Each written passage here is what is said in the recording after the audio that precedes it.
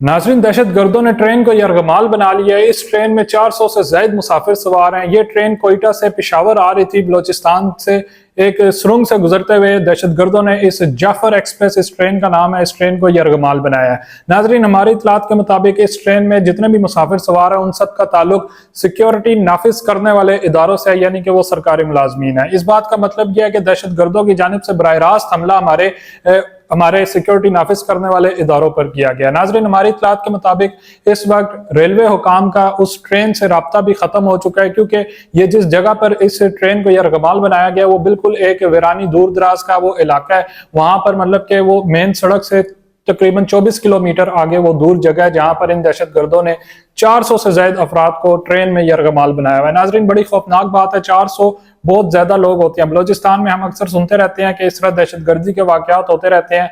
अल्लाह जाने ये दहशत गर्द इन इंसानी जानों के साथ, कीमती इंसानी जानों के साथ क्या सलूक करेंगे। लेकिन दूसरी तरफ पाक फौज ने भी इस मौका पर सिक्योरिटी क्लियरेंस ऑपरेशन शुरू कर दिया है। हेलीकॉप्टर रवाना किए गए हैं। वहां पर इलाके को पूरे को सिक्योरिटी फोर्सेज ने भी घेरे में ले लिया।